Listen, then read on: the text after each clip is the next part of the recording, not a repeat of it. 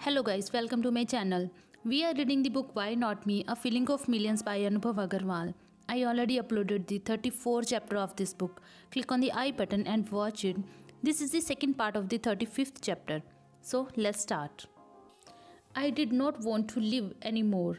Even if I lived, how would I cope with the pain and hurt? I did not have any strength left in me to bear this pain every day. It felt like I was dying, piece by piece, moment by moment. And then I started thinking of my family and their smiling faces looking at me. Ma, Papa, both of my brothers and bhabis. And it felt like they were stopping me from taking a wrong step. That night was the darkest of my life. I was not able to come out of the pain and it kept haunting me for days, weeks, and months. I did not tell anyone what had happened to me. I did not inform my friends or anyone from my family. My behavior had changed, and I was a person in pain whose happiness had been taken away from him. I used to question myself, is this the result of loving someone too wholeheartedly, or is it because that person started loving you when they were alone?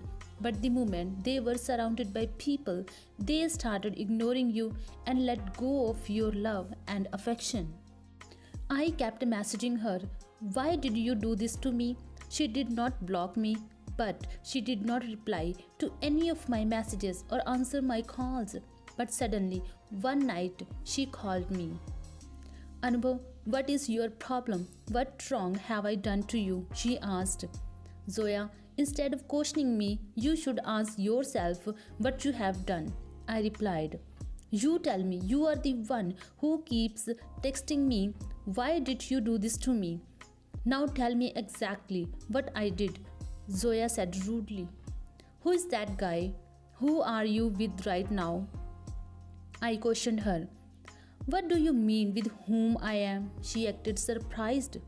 "Zoya, who are you with? Who is that guy? Who are you committed to now?"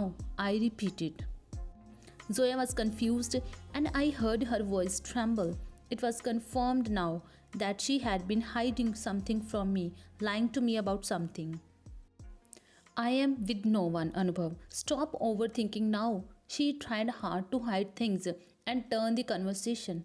For a long time, she did not accept that she was hiding something from me until I confronted her about the lie that she had been telling me all this while, and that I saw her with the guy holding hands and about the ring.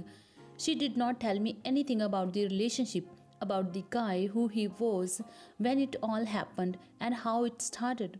She didn't tell me a thing about it. She had decided that it was time to end Anubhav Agarwal's chapter forever. She gave me a chance to speak my heart out and say whatever I had kept in my heart for all this time. She knew I was suffering from inside and was in unbearable pain. But it has been said that when the person is wrong, they don't see what they are doing to the other person, how the other person feels, and what pain the other person goes through. They do what they have decided and what they feel is right. And Zoya had already decided what she wanted to do. These were the last words from Zoya. "Anubhav, remember one thing, that you are a gem of a person and you didn't do anything wrong by loving a person, and also it is not that you loved at the wrong time. It's just that you loved the wrong person. I'll pray to God that one day you will find the love you deserve and be a successful person." She hung up the phone. After saying this, she left me broken and shattered, all my own. I kept calling her like a crazy person, but she had blocked my number. I was falling apart, piece by piece, every day. So this is the second part of the 35th chapter. I will upload the next part soon. Hope you guys enjoyed the video. If you like, then let me know in the comment section below. Hit the like button and subscribe to my channel. I'll see you in the next video. Till then, goodbye.